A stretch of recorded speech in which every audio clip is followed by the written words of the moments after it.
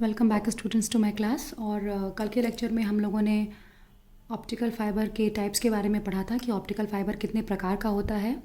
तो depending upon core और cladding के डायमीटर पे अगर हम बात करें तो हमारा दो प्रकार का था, सिंगल मोड और मल्टी मोड।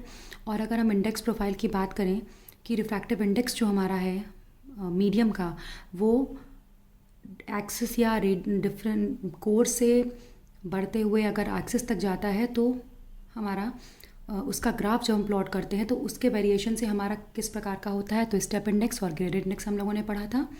तो आइए आज हम बात करते हैं लॉसेस इन ऑप्टिकल फाइबर की। ये तो आपको पता ही है कि कितना भी आप सिस्टम को अपना स्मूथ बना लीजिए, पर फिर भी एटेनुएशन की प्रक्रिया या लॉसेस की प्रक्रिया हमारे फाइबर्स में होती है। तो ये लॉसेस होते क्यों हैं? एटेनुएशन की वजह से। जब हमारा सिग्नल डेटोरिएट कर जाता है, ख़राब होना शुरू हो जाता है या एटेनुएट करने लगता है, मतलब कि आपको ये पता है कि आप अपने इलेक्ट्रिकल सिग्नल को ऑप्टिकल में कन्वर्ट करके ऑप्टिकल फाइबर केबल के थ्रू भेज रहे हो। तो जब भी हमारी उस लाइट एनर्जी में, लाइट पल्स में लॉसेस होना शुरू हो जाते हैं, जब वो वन एंड से दूसरे एंड तक पहुंचने लगती है, तो उसे हम कहते हैं एटेनुएशन। इस एटेनुएशन की प्रक्रिया को हम कहते हैं सिग्नल लॉस या फाइबर लॉस, क्योंकि फाइबर कोर में ही हमारी रे ट्रैवल करती है और किन्हीं कारणोंवश वो डेटेरियोरेट होती है, तो हमारे सिग्नल में लॉसेस होना शुरू हो जाते हैं। इसी एटेनुएशन को ध्यान में रखते हुए हम ये डिसाइड करते हैं कि ट्रांसमीटर और रिसीवर के मध्य कितने रिपीटर्स की आवश्यकता है। रिपीटर्स को आपको पता ही होगा कि सिग्नल्स को रिसीव कर करके उनके नॉइज़ को सप्रेस करते हैं और उनके एनर्जी को इंक्रीज करते हैं। अब हम बात करते हैं एटेनुएशन की, जिसको हम डिफाइन कैसे कर सकते हैं। तो ratio of optical output power to the input power. हमने अपने मतलब कि हम लोगों ने कितनी इनपुट पावर अपने फाइबर के अंदर भेजी है और उसके सापेक्ष हमें कितनी आउटपुट पावर प्राप्त हो रही है across the fibre of length L।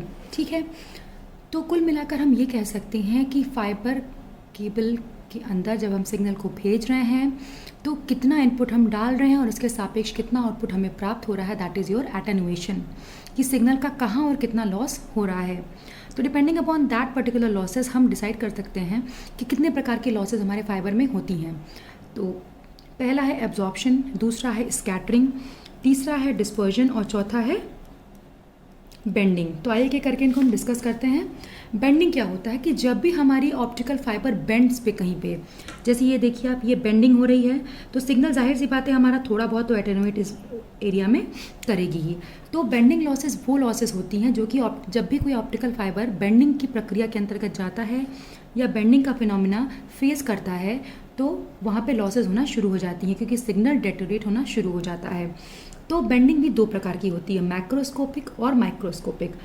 Macroscopic bending वो बेंडिंग होती है जिसमें जो पूरा फाइबर है वो आपका बेंडिंग प्रक्रिया के अंदर जाए। तो इससे हमारा रेस क्या होती है, वो अंदर की तरफ रिफ्लेक्ट ना होकर इन बाहरी सतहों में जाना शुरू कर देती हैं, तो हमारा सिग्नल डेटोरिएट कर जाता है। ठीक है, इसके विपरीत अगर माइक्रोस्कोपिक की बात करें तो जब हमारे ऑप्टिकल फाइबर के कोर या क्लैडिंग में ही कहीं पे बेंडिंग की प्रक्रिया हो जाएगी, तो हमारी कौन सी लॉसेस होती हैं?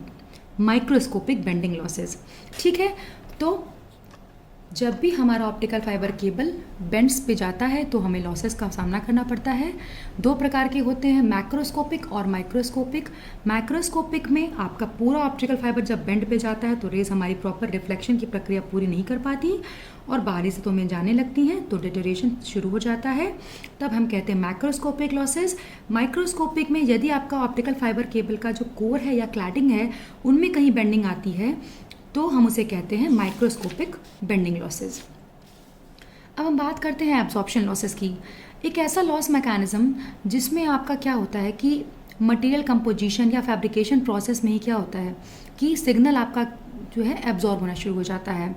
It is a loss mechanism related to the material composition and fabrication process. अगर फैब्रिकेशन करने में ही हमने कोई कंपोनेंट या मटेरियल बढ़ा दिया या घटा दिया, मटेरियल कंपोजिशन जब हम कर रहे हैं तो कुछ हम लोगों ने डिफरेंट मटेरियल यूज़ कर लिया, तो उस समय हमारे फाइबर में क्या होगा कि डिस्पर्जन की प्रक्रिया शुरू हो जाएगी। ठीक है, और हीट के फॉर्म में हमारा सिग्नल लॉस होना शुरू हो जाएगा। तो इस प्रकार के लॉसेस को हम कहते हैं एब्जॉर्प्शन लॉसेस, क्योंकि इसमें क्या होता है, एज अ हीट हमारी जो पावर है वो डेटेरियोरेट होना शुरू हो जाती है। दो प्रकार की होती है, इंट्रिंसिक और एक्सट्रिंसिक। इंट्रिंसिक में क्या होता है कि जब हमारी जो लाइट रे होती है वो लाइट रे ग्लास के किसी एक या उससे अधिक कंपोनेंट से मिक्स एंड मैच होना शुरू हो जाए। ग्लास का हमारा कोई भी कंपोनेंट है, सपोज करो सिलिकेट, उसी से ये मिक्सिंग होना शुरू हो जाए तो हमारा इंट्रिंसिक लॉसेस होती हैं। एक्सट्रिंसिक लॉसेस हमारी तब होती हैं जब हमने फैब्रिकेशन प्रोसेस में ही क्या किया है, कोई अशुद्धि गलती से हमने ग्लास में डाल दी है, उन अशुद्धियों की वजह से हमारी लाइट रे क्या होती है, एब्जॉर्ब होना शुरू हो जाती हैं, तो उसे हम कहते हैं एक्सट्रिंसिक लॉस। इंट्रिंसिक, जब हमारा लाइट रे ग्लास के किसी कंपोनेंट से मिलना शुरू कर दे, दैट इज इंट्रिंसिक। एक्सट्रिंसिक में हम फैब्रिकेशन प्रोसेस में ही कोई इम्प्योरिटी ग्लास में ऐड कर देते हैं, तो उस वजह से हमारी लाइट रे एब्जॉर्ब होना शुरू हो जाती है।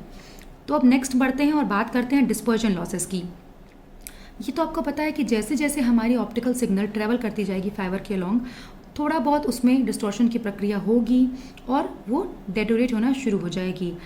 ये जो डिस्टॉर्शन की प्रक्रिया होती है ये इंटरमोडल या इंट्रामोडल हो सकती है। जैसे कि अगर हम बात करें मल्टी मोड फाइबर्स की, तो मल्टी मोड फाइबर्स में बहुत सारे मोड्स एक साथ प्रोपागेट करते हैं, तो उसमें क्या होगा, हर मोड एक अलग टाइम पे प्रोपागेट करेगा और उसको पता होगा कि ये पर्टिकुलर एरिया उस टाइम पे उसको छोड़ के आगे बढ़ना है।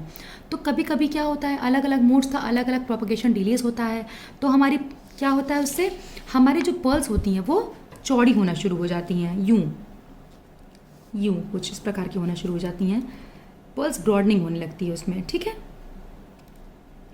मल्टी मोड फाइबर्स में डिफरेंट मोड्स, ठीक है, डिफरेंट प्रोपगेशन डिले, भाई डिफरेंट मोड्स लेके चल रहे हैं तो उनका प्रोपगेट करने का टाइम, ठीक है, और एक एरिया को छोड़ने का टाइम ये भी डिफरेंट होगा, तो ये आपस में कोरिलेट करना शुरू कर देती हैं, तो हमारी जो लाइट रे है वो चौड़ी होना शुरू हो जाती है, तो लॉसेस हमारी ऑकर हो जाती है। इसे हम कहते हैं इंटरमोडल डिस्पर्जन। ठीक, इसके विपरीत जब हमारी पर्ल्स जो है वो स्प्रेड करना शुरू कर दें, ठीक है, दिस इज योर स्प्रेडिंग, इसे हम कहते हैं इंट्रामोडल डिस्पर्जन। ठीक है, तो डिस्पर्जन की प्रक्रिया जब भी हमारी जो है फाइबर में आपकी रे प्रोपागेट कर रही है, ठीक है, तो कहीं ना कहीं सिग्नल डेटोरिएट करना ही करना होगा। ठीक है, तो इंटरमोडल हो सकता है या इंट्रामोडल हो सकता है।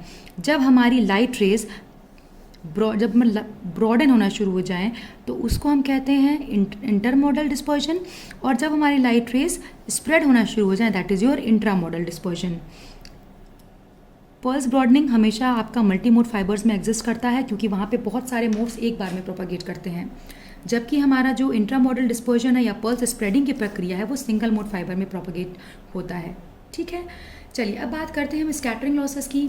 जब भी हम अपने ग्लास को फैब्रिकेट कर रहे हैं, भाई ग्लास से ही हम बना रहे हैं, हमारा कोड जो है वो ग्लास है, ठीक है, तो फैब्रिकेशन प्रोसेस में ही जब हमने कोई अशुद्धि गलती से ऐड कर दी तो हमारा जो सिग्नल होती है वो अपनी ओरिजिनल पाथ को छोड़कर स्कैटर करना शुरू कर देती है, उस लॉसेस को हम कहते हैं स्कैटरिंग लॉसेस।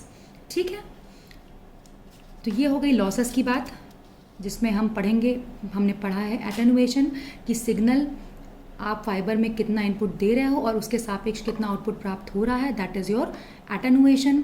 मतलब कि आपके सिग्नल में क्या लॉस हो रहा है जब वो ट्रेवल कर रहा है, और इसी एटेनुएशन के बेसिस पे हम डिसाइड करते हैं कि ट्रांसमीटर और रिसीवर पाथ के मध्य कितने रिपीटर्स होने चाहिए जो कि सिग्नल को रिसीव कर करके उनके अंदर आए लॉसेस को दूर करके उनको बूस्टअप करे। लॉसेस हमारी बेसिकली अगर हम देखा जाए तो एटेनुएशन की वजह से एब्जॉर्प्शन लॉसेस होती हैं, जब हमारा ग्लास फैब्रिकेशन में ही हम कोई गड़बड़ कर दें या हमारी लाइट रे ग्लास के किसी कंपोनेंट से मिक्स एंड मैच होना शुरू हो जाए तो एब्जॉर्प्शन लॉसेस शुरू हो जाती हैं। बेंडिंग लॉसेस हमारी होती हैं जब हमारा ऑप्टिकल फाइबर कहीं बेंड हो जाता है तो लाइट रेज प्रॉपर रिफ्लेक्शन की प्रक्रिया पूरी नहीं कर पाती।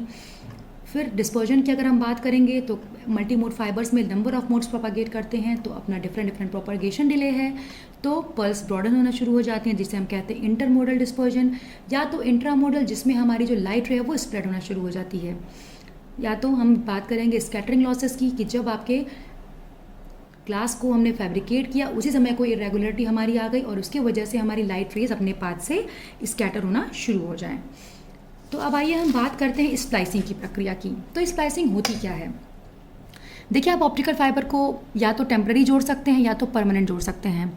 तो वह प्रक्रिया जिसके द्वारा हम अपने ऑप्टिकल फाइबर को परमानेंटली जोड़ते हैं, ठीक है, एक फाइबर को दूसरे फाइबर से परमानेंट जोड़ने की प्रक्रिया कहलाती है स्प्लाइसिंग। एक ऑप्टिकल फाइबर को दूसरे ऑप्टिकल फाइबर से परमानेंट जोड़ने की प्रक्रिया कहलाती है स्प्लाइसिंग। जिस डिवाइस द्वारा हम स्प्लाइसिंग की प्रक्रिया को अंजाम देते हैं उसे हम कहते हैं स्प्लाइस। दोनों चीज़ों में अंतर है। वह प्रक्रिया जिसके द्वारा हम एक फाइबर को दूसरे फाइबर से परमानेंट जोड़ते हैं, दैट इज़ योर स्प्लाइसिंग। जिस डिवाइस के द्वारा हम यह स्प्लाइसिंग की प्रक्रिया को परफॉर्म करते हैं, दैट इज़ योर स्प्लाइस। अब स्प्लाइसिंग हमारी दो प्रकार की होती है, फ्यूजन और मैकेनिकल। तो आइए एक एक करके इसको हम पढ़ते हैं। Fusion splicing. फ्यूजन स्प्लाइसिंग में जनरली हम क्या करते हैं, एक इलेक्ट्रिक आर्क लेके चलते हैं। ये हमारा फाइबर नंबर 1, ये हमारा फाइबर नंबर 2। तो अगर हमें इन दोनों को जोड़ना है तो हम यहाँ पे एक इलेक्ट्रोड लगा देते हैं। उस इलेक्ट्रोड से इनको हम जोड़ने की प्रक्रिया करते हैं। जनरली हम माइक्रोप्लाज्मा टॉर्चेस या ऑक्साइड्रिक बर्नर्स का इस्तेमाल करते हैं, जिसके थ्रू हम इनको जोड़ते हैं। तो जोड़ते कैसे हैं कि सबसे पहले हमने दो फाइबर्स को लिया, फाइबर नंबर 1, फाइबर नंबर 2। फिर हमने क्या किया, उनके एंड्स को पहले क्लीन किया, क्लीव किया, ताकि हम एक परफेक्ट शेप दे सकें। फिर हमने इलेक्ट्रिक आर्क देना शुरू किया। ये हमारा इलेक्ट्रिक आर्क हमने दिया, दोनों को प्रेस करके मूव किया और हमारा स्प्लाइसिंग की प्रक्रिया परफॉर्म हो गई। This is your fusion splicing, ठीक है, जहाँ पे हम दो फाइबर एंड्स को प्रिपेयर करके उनके फ्यूजिंग पॉइंट्स तक गर्म करते हैं और एक्सियल प्रेशर से उनको दबा के जोड़ देते हैं। इसके विपरीत अगर हम मैकेनिकल स्प्लाइसिंग की बात करें तो यहाँ पे हम क्या करते हैं, हमारे यहाँ दो फाइबर है, फाइबर नंबर 1, फाइबर नंबर 2।